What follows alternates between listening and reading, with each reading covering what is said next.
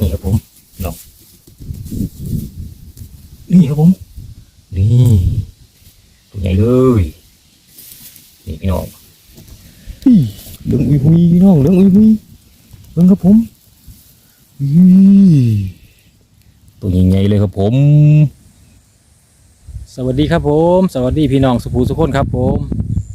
บ่ฝนสาวเดือนอีสานบ้านนาพาลุยคือเก่าครับผมวันนี้บ่ฝนที่พาพี่น้องมาหาเปิดกบเด้อครับผมมาผู้เดียวพี่น้องวันนี้สาวเดือนบ่ได้มาเพิ่นทำงานเนาะครับผมเดี๋ยวเฮามาลุ้นกันพี่น้องสิมานบ่ครับผมมื้อนี้นี่มาลงธงเด้อครับผมนี่เขาเริ่มหนาวแล้วเด้อครับผมหนาวแห้งน้ำให้พี่น้องเฮารักษาสุขภาพกันน้ำเด้อครับผมสุภูสุขคนนะครับผมดูแลสุขภาพกันน้ำเด้อครับผมเริ่มหนาวแล้วพี่น้องครับผมเดี๋ยวเฮามาลุ้นกันพี่น้องนี่สิมานบ่ครับผมลุ้นกันเลยครับผมอุ้ยลมแห้งพี่น้องมื้อนี้ลม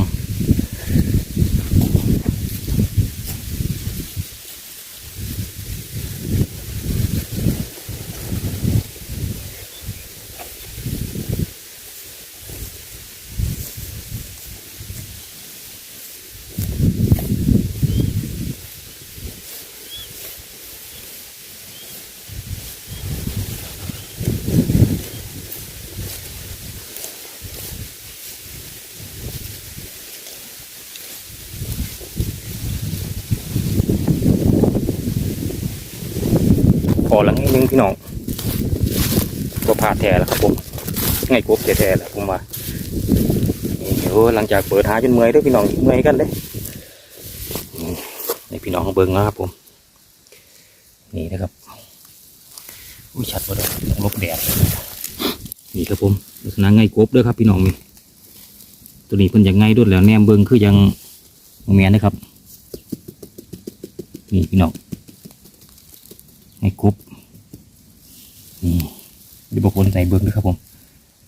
ต่างกล่องด้วยครับผม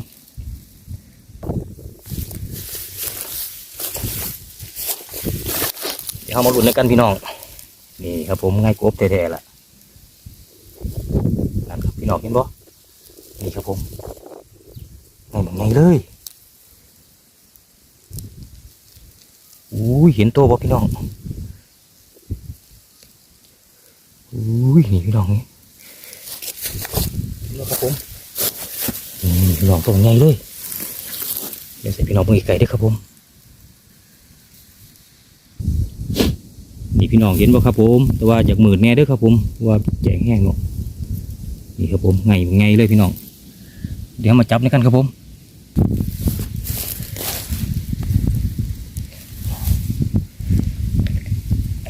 ตกไงเลยพี่น้องนี่ครับผม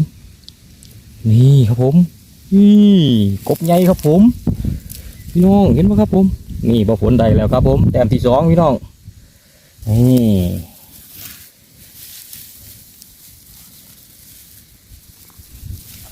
นี่ครับผมกบไงแต้มแรกครับผมตัวแรกเนาะครับแหกมานพี่น้องตัวแรกเดี๋ยวมาลุยกันต่อครับผมบ่ฝนบ่ได้เปิดท้ายตลอดได้ครับผมเพราะว่ามาผู้เดียวเนาะต่างกล่องกับคว้าสิพอพี่น้องเวลาต้นพอบ่ฝนสิให้เบิ่งดีกว่านะครับผมเนาะ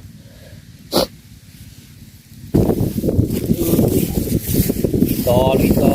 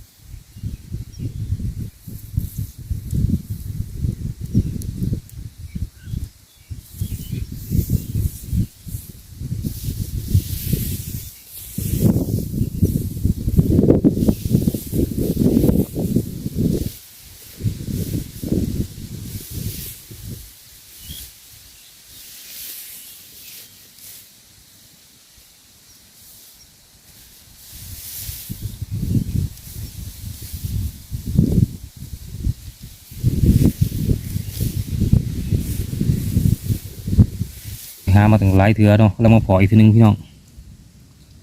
นี่เติบครับผมเดี๋ยวจับนี่กันครับผมนี่ครับผมตัวกับพี่น้องใหญ่ปออุ้ยเหลืองอุยหุยพี่น้องเหลืองอุยหุยเบิ่งครับผมตัวใหญ่ๆเลยครับผมนี่พี่น้องมานแล้วครับผมนี่พี่น้องตัวที่5แล้วครับผมตัวหนึ่งบริไทยเบิ้งด้วยครับผมมันหมูผมก็เลยจับมาเลยนะผมที่ไทยเบิ้งตัวง่ายด้วยครับผมเพราะว่าบ่มีคนถือกล่องให้พี่น้องมาผู้เดียวครับผมนี่5 ตัวแล้วครับผม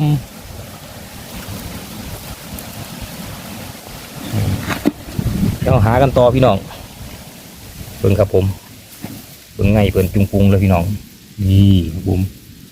ง่ายจุงปุงเลยเราฝนปล่อยง่ายนึงเลยครับผมให้เบิ้งในกันพี่น้องนี่มีคนไทยให้เนาะครับผมนี่มีคนนี่ให้นี่ครับผมพี่น้องนี่ลักษณะง่ายกบเลยครับผมมันเสียง่ายด้นแล้วก็อย่าเป็นแบนแน่ด้วยครับผมเดี๋ยวเอาไปลุ้นในกันพี่น้อง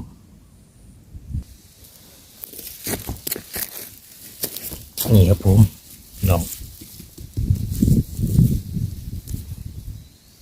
อุ้ยตัวใหญ่เลยพี่น้องนี่ครับผมนี่ตัวใหญ่เลยนี่พี่น้อง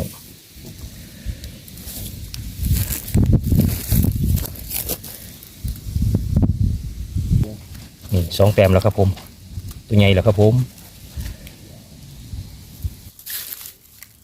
โอ้ยเมื่อยกันเลยพี่น้องมาคนเดียวต่างกล่องผู้เดียวทายผู้เดียวแต่ว่าอาจสิชัดแน่บ่ชัดแน่ขอโทษขออภัยหลายๆด้วยครับผมเหมือนเห็นบ่ฝนมาคนเดียวนำเนาะมันมีคนซอยพี่น้อง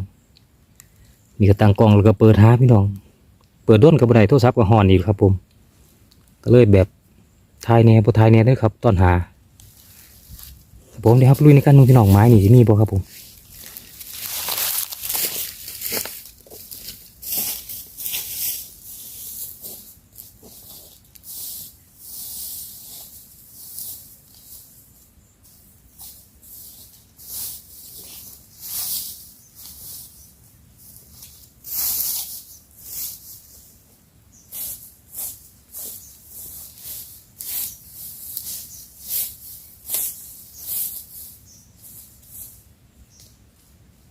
ผู้หลายพี่น้องกับผู้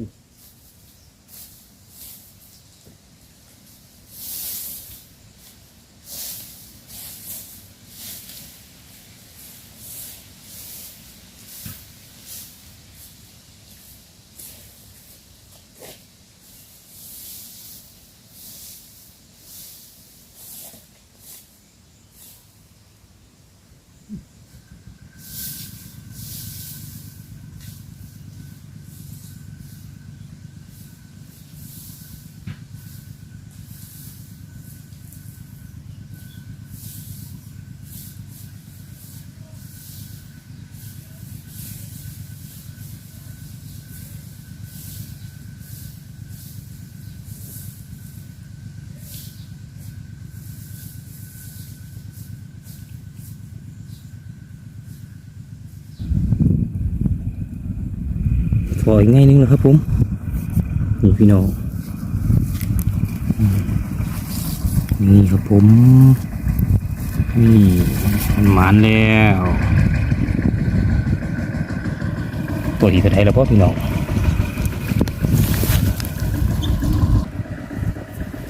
ตัวที่กระไทยจำบ่ได้แต่หลายเลยด้วยครับผม4 5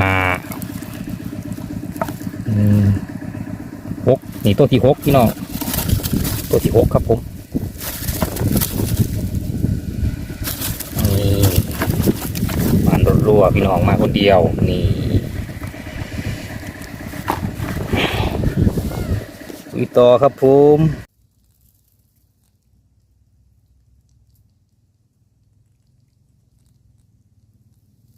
อีกตัวนึงเลยครับผมนี่พี่น้องกุบไงครับผมนี่วันนี้บ่อฝนหาแต่กบไงด้วยครับส่วนหลายกบหอบบ่ค่อยพอครับผมมันไงเป็นพี่น้อง ผมเดี๋ยวเฮาจากโตแล้วเนาะมื้อนี้7แล้วพี่น้อง7แล้ว7โตแล้วครับผมมื้อนี้หมานแล้วพี่น้องมาคนเดียวกับหมานคือกันพี่น้องคนเดียวก็ได้นี่7ตัวแล้วครับผมหมานรัวๆพี่น้องตัวงามๆเลยครับผมเดี๋ยวเราลุยกันต่อครับผมเดี๋ยวเวลากลับบ้านแล้วครับผมเบาฝนมาผู้เดียวมื้อนี้ได้7โตถือว่าหมานสุดๆแล้วพี่น้องหาคนเดียวพอ7โตรอพุ่นแล้วครับแต่ว่าอยากหมานแบบใดหลายๆเนี่ยก็ต้องรอเสาร์เดือนเพิ่นหยุดงานเด้อครับผมเสาร์อาทิตย์ได้หา2คนเนาะสิหาได้หลายคนเห็นเนาะพี่น้องมาคนเดียวก็ได้ประมาณนี้ครับถือว่าสุดยอดแล้วครับผมเดี๋ยวก็ต้องกลับบ้านก่อนพี่น้องไปรับลูกก่อนครับผมลูกเลิกเรียนกับประมาณ2:00กว่าๆเนาะสาวตัวหน่อยนี่7โตพี่น้องมันเหนื่อยเรือนเองพี่น้องมาคนเดียวกับเมื่อยพอมีคนต่างกองให้ก็อาจสิทายได้พอยงามปันไดเด้อครับผมนี่ผลงานบ่ฝนพี่น้องได้7โตมีตัวใหญ่ๆงามๆด้วยครับผมเบิ่ง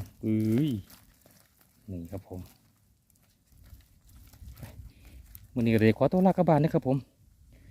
ลาพี่ลาน้องกลับบ้านก่อนด้วยครับผมเพราะว่าต้องไปทำธุระต่อนะครับผมไปหาลูกก่อน